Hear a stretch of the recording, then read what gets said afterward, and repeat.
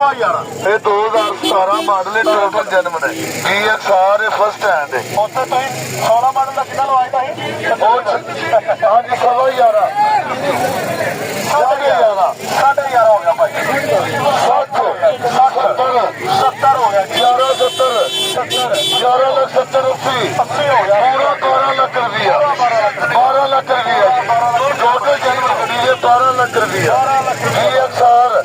12 ਲੱਖ 12 ਲੱਖ ਰੁਪਇਆ 12 10 12 ਲੱਖ 10,000 ਟੋਟਲ 12 ਲੱਖ 10,000 12 10 ਹੋ ਗਿਆ ਭਾਈ ਸਾਹਿਬ 12 ਲੱਖ 10,000 ਤੋਂ ਬੋਲੋ ਜੀ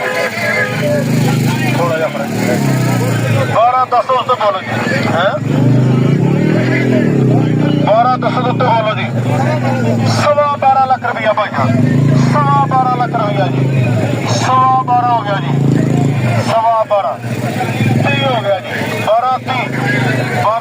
ਭਾਈ ਉਹ 13 ਵੀ ਕਹਿੰਦਾ ਫਾਇਦਾ ਦੇ 40,000 ਚੱਲੀ ਹੈ।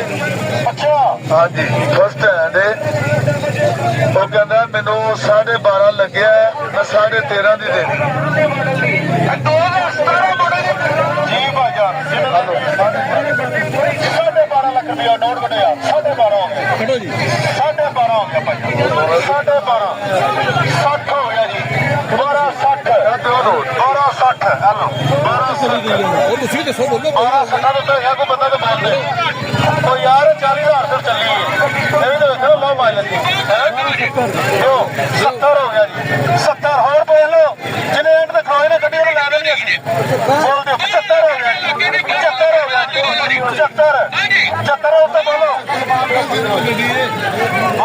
ਬੋਲੋ ਹਾਂਜੀ ਉਹ ਯਾਰ ਗੱਡੀ ਸਰ ਫਰਕ ਅੱਲਾ ਨੂੰ ਪਤਾ 17 ਮਾਡਲ ਟੋਟਲ ਜਾਨੀ 40,000 ਕਿਲੋਮੀਟਰ ਚੱਲੀ ਬੋਲੋ ਜੀ 12.75 ਉੱਤੇ ਹੈ ਦੋਸਤ ਬੋਲੋ ਜੀ 12.75 ਉੱਤੇ ਬੋਲੋ ਯਾਰ ਗੱਡੀ ਥੋੜੀ 12.75 ਹਲੋ ਜੀ 80 ਕਰ ਦਿਓ 85 ਕਰ ਦੇ 85 ਹੋ ਗਿਆ ਜੀ 85 ਹੋ ਗਿਆ ਜੀ ਭਾਜੀ 85 ਕਰ ਦਿਓ 85 ਕਰ ਦਿਓ 5000 ਕੋਈ ਫਰਕ ਨਹੀਂ ਪੈਂਦਾ 12.85 ਮੇਰੇ ਸ਼ਾਟ ਵਾਰ ਗੱਡੀ ਕਰਾ ਕੇ ਦਿਓ